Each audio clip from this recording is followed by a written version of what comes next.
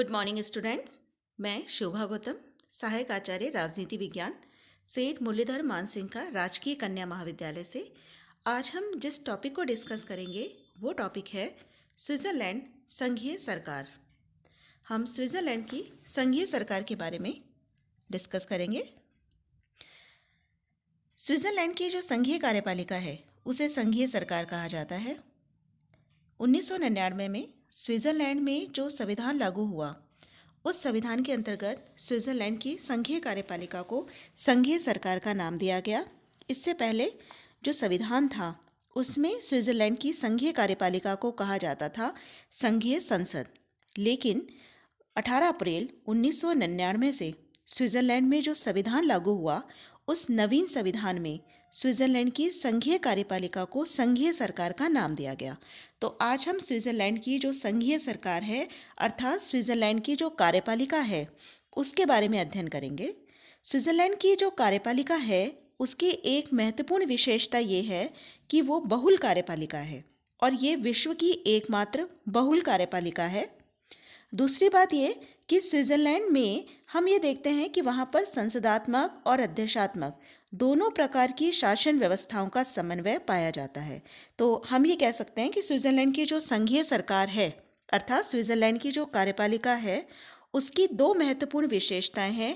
पहली बात तो ये है कि ये विश्व की एकमात्र बहुल कार्यपालिका है और दूसरी बात ये कि इसमें संसदात्मक और अध्यक्षात्मक दोनों प्रकार की शासन व्यवस्थाओं का समन्वय पाया जाता है। तो आइए अब हम स्विट्ज़रलैंड की संघीय सरकार के बारे में अध्ययन शुरू करते हैं। तो सबसे पहले हम ये बात कर लेते हैं कि संघीय सरकार की रचना कैसे होती है, संघीय सरकार का कंपोजिशन क्या है। तो सबसे पहली बात हम करें तो जैसा मैंने आपको बताया अभी कि स्विट्ज़रलैंड में बहुल कार्यपालिका है और स्विट्ज़रलैंड की संघीय सरकार में 7 मेंबर्स होते हैं। ये 7 सदस्य होते हैं संघीय सरकार में। अब इन 7 सदस्यों का निर्वाचन कैसे होता है? तो इनका निर्वाचन संघीय संसद के दोनों सदनों की संयुक्त बैठक में किया जाता है।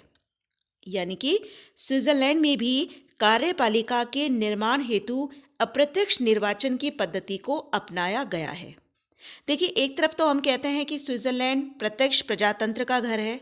तो अब प्रश्न ये उपस्थित हो सकता है कि जब स्विट्ज़रलैंड में प्रत्यक्ष लोकतंत्र की बात की जाती है तो वहाँ पर कार्यपालिका का निर्वाचन अप्रत्यक्ष रूप से क्यों रखा गया है? तो इसके पीछे 2 तर्क दिए जा सकते हैं कि पहला कारण तो वहाँ पर यह है कि स्विट्ज़रलैंड में जो संघीय संसद के सदस्य हैं वो जनता से बहुत अधिक संपर्क में रहते हैं। तो एक तरीके से स्विट्ज़रलैंड की जो जनता है वो संघीय संसद के सदस्यों द्वारा किए गए निर्वाचन को जनता द्वारा किया गया निर्वाचन ही मानती है। दूसरी बात ये कि स्विस संविधान निर्माता ये चाहते थे कि संघीय सरकार का जो निर्वाचन है वो राजनीतिक दलबंदी से मुक्त रहे और वो ये चाहते थे कि संघीय सरकार में वही व्यक्ति आए जिन्हें राजनीतिक ज्ञान हो और पर्याप्त जिन्हें अनुभव हो। इसलिए वहाँ पर प्रत्यक्ष निर्वाचन के बजाय अप्रत्यक्ष निर्वाचन की पद्धति को अपनाया गया है। तो दूसरी खास बात हमने देखी, पहली बात मैंने आपको बताई कि स्विस कार्यपालिका में 7 मेंबर्स होते हैं। दूसरी बात, इनका जो निर्वाचन किया जाता है वो संघीय संसद के दोनों सदनों की संयुक्त बैठक में किया जाता है। अब हम देखते हैं आवश्यक योग्यताएं कि जो व्यक्ति संघीय सरकार का सदस्य बनना चाहे उसमें क्या क्या योग्यताएं होनी चाहिए। तो देखिए, वहाँ के संविधान ने ये निश्चित किया है कि कोई भी स्विस नागरिक जो प्रतिनिधि सभा का सदस्य चुने जाने के योग्य है, संघीय सरकार का सदस्य चुना जा सकता है। यानी कि प्रतिनिधि सभा का सदस्य बनने के लिए जो योग्यताएं चाहिए वही योग्यताएं संघीय सरकार का सदस्य बनने के लिए आवश्यक है। लेकिन इसमें स्विट्ज़रलैंड के संविधान का जो आर्टिकल 175 है, अनुच्छेद 175 में ये भी कहा गया है कि विभिन्न भौगोलिक और भाषाई क्षेत्रों को संघीय सरकार में पर्याप्त प्रतिनिधित्व दिया जाएगा। अर्थात संविधान द्वारा ये निश्चित किया गया है कि संघीय सरकार के निर्माण में भौगोलिक और भाषाई क्षेत्रों के प्रतिनिधित्व को ध्यान में रखा जाएगा। इसके अलावा संघीय सरकार के निर्माण में वहाँ पर दो महत्वपूर्ण परंपराएं और बन गई हैं। पहली परंपरा तो ये है कि स्विट्जरलैंड के दो सबसे बड़े कैंटोनों को सदैव प्रतिनिधित्व दिया जाता है। स्विट्जरलैंड के जो दो सबसे बड़े कैंटन हैं, एक तो बर्न और एक ज्यूरिच, इनको संघीय सरकार में हमेशा प्रतिनिधित्व दिया जाता है। दूसरी बात यह है कि संघीय सरकार में हमेशा 4 जर्मन भाषाभाषी रहते हैं, 2 फ्रेंच भाषाभाषी और एक इटालियन भाषाभाषी होता है। तो इस तरह से ये परंपराएं वहाँ बन गई है कि पहली बात तो ये कि जो भी संघीय सरकार बनेगी उसमें जो सबसे बड़े 2 कैंटन हैं उनका प्रतिनिधित्व रहता ही रहता है। और दूसरी बात, संघीय सरकार का निर्माण इस तरीके से किया जाता है कि 4 जर्मन भाषाभाषी हो, 2 फ्रेंच भाषाभाषी और 1 इटालियन भाषाभाषी उसमें सम्मिलित होता है। इसके बाद संघीय सरकार के सदस्य संघीय संसद के सदस्यों में से निर्वाचित किए जाते हैं। देखिए, संघीय सरकार के जो सदस्य बनते हैं ये सदस्य लिए जाते हैं संघीय संसद के सदस्यों में से, लेकिन निर्वाचित होते ही ये संघीय संसद की सदस्यता से त्यागपत्र दे देते हैं। ठीक है, तो यहाँ हमने देखा कि सदस्य निर्वाचित किए जाएंगे संघीय संसद के सदस्यों में से, लेकिन निर्वाचन के बाद ये संघीय संसद से त्यागपत्र दे देंगे। तो कहीं ना कहीं हमें दोनों चीज़ों का समन्वय नजर आ रहा है कि न तो ये प्योरली संसदात्मक शासन व्यवस्था जैसा है, क्योंकि संसदात्मक शासन व्यवस्था में क्या होता है, संसदात्मक शासन व्यवस्था में जो वास्तविक कार्यपालिका के सदस्य हैं वो पार्लियामेंट के सदस्य भी होने चाहिए। लेकिन ऐसा नहीं है। यहाँ पर संघीय सरकार के सदस्य जो चुने जाएंगे वो चुने तो जाएंगे संघीय संसद में से, लेकिन निर्वाचित होने के बाद उन्हें अपने पद से त्यागपत्र देना पड़ेगा। अब हम कार्यकाल की बात करें तो संघीय सरकार के जो सदस्य हैं या जो संघीय कार्यपालिका है उसका कार्यकाल होता है 4 साल। पुनर्निर्वाचन पर कोई प्रतिबंध नहीं है। सदस्य जो होते हैं संघीय सरकार के वो पुनर्निर्वाचित भी हो सकते हैं, और कई बार ऐसा भी हुआ है कि कुछ जो सदस्य हैं वो बहुत लंबे समय तक रहते हैं, कोई 30 वर्ष तक, कोई 25 वर्ष तक। तो इस तरीके से भी संघीय कार्यपालिका के सदस्य निर्वाचित होते रहते हैं। देखिए, कहीं ना कहीं जो संघीय सरकार का कार्यकाल है वो प्रतिनिधि सभा के कार्यकाल पर भी निर्भर करता है कि यदि मान लीजिए 4 वर्ष से पहले स्विट्जरलैंड की संघीय संसद भंग हो जाती है तो नवीन निर्वाचन के बाद संघीय संसद अपने सदनों की संयुक्त बैठक में नई संघीय सरकार का निर्वाचन भी कर सकती है, नई संघीय सरकार का निर्वाचन कर देती है। ठीक है, तो नेक्स्ट हम बात करते हैं वेतन, विशेषाधिकार और उन्मुक्तियां। देखिए, संघीय सरकार का जो वेतन होता है वो निर्धारित किया जाता है संघीय संसद के सदस्यों द्वारा। संघीय संसद के सदस्य संघीय सरकार का वेतन डिसाइड करते हैं। और विशेषाधिकार इन्हें क्या प्राप्त है, तो इन सदस्यों को वही विशेषाधिकार और उन्मुक्तियां प्राप्त है जो संघीय संसद के सदस्यों को प्राप्त होती है। तो जो संघीय संसद के सदस्यों को विशेषाधिकार है वही इन्हें भी प्राप्त होते हैं। क्या विशेषाधिकार है ये हम देख लेते हैं। पहली बात तो ये कि अपने कार्यकाल में संघीय सरकार के सदस्य सैनिक सेवा से मुक्त हैं और उनके विरुद्ध कोई मुकदमा नहीं चलाया जा सकता। जो संघीय सरकार के सदस्य हैं उनको सैनिक सेवा देना कंपलसरी नहीं है, और साथ ही उनके विरुद्ध किसी कोर्ट में कोई मुकदमा भी नहीं चलाया जा सकता।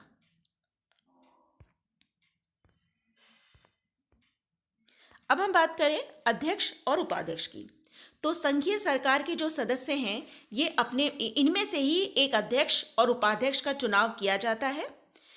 तो संघीय संसद के दोनों सदन अपनी एक संयुक्त बैठक में संघीय सरकार के सदस्यों में से ही एक अध्यक्ष और एक उपाध्यक्ष का 1 वर्ष के लिए चुनाव करते हैं। संघीय सरकार का अध्यक्ष ही स्विस राज्य मंडल का राष्ट्रपति कहलाता है। हमने देखा कि संघीय सरकार कैसे बनती है। संघीय सरकार बनने के बाद संघीय सरकार के सदस्यों में से ही एक अध्यक्ष और एक उपाध्यक्ष चुना जाता है। ये निर्वाचन भी संघीय संसद के दोनों सदन अपनी संयुक्त बैठक में करते हैं।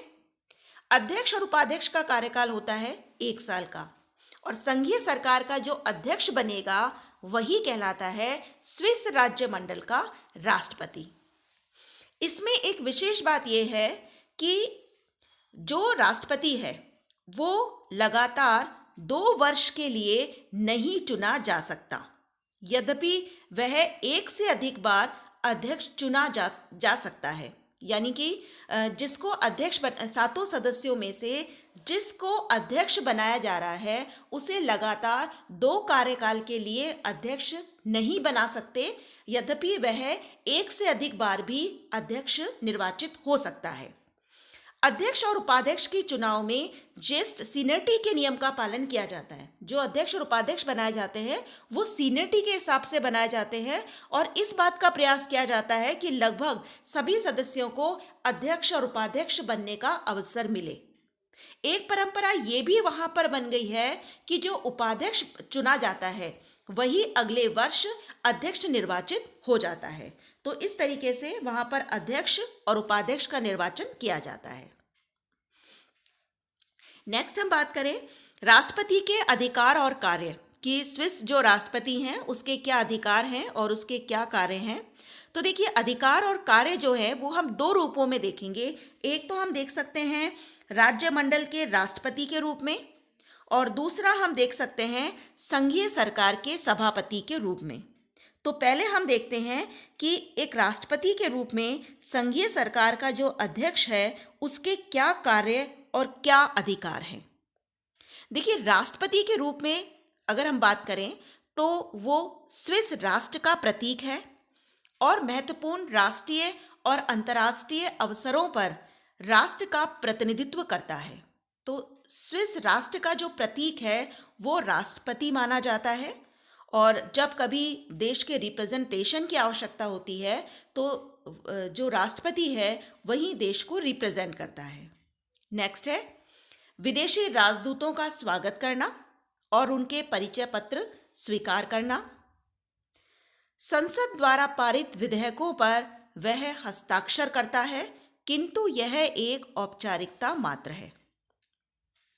देखिए, चूंकि वो राष्ट्रपति है इसलिए संघीय संसद जो विधेयक पारित करती है उन विधेयकों पर उसके हस्ताक्षर भी आवश्यक होते हैं, लेकिन ये एक तरीके से औपचारिकता है, उसे इस संबंध में कोई विशेषाधिकार प्राप्त नहीं है। जब अन्य राज्यों के प्रधान स्विट्जरलैंड की राजकीय यात्रा पर आते हैं तो संघीय सरकार के 7 सदस्य उनका स्वागत करते हैं। ठीक है, तो ये हमने कार्य देखे कि जो संघीय सरकार का अध्यक्ष है उसके राष्ट्रपति के रूप में क्या कार्य हैं। तो हम कह सकते हैं कि राष्ट्रपति के रूप में वो देश का प्रतिनिधित्व करता है, अंतर्राष्ट्रीय सम्मेलनों में देश को रिप्रेजेंट करता है, विदेशी राजदूतों का स्वागत करता है। ठीक है, और चूंकि पार्लियामेंट जो विधेयक पारित करती है उन विधेयकों पर भी उसके हस्ताक्षर होना आवश्यक होता है।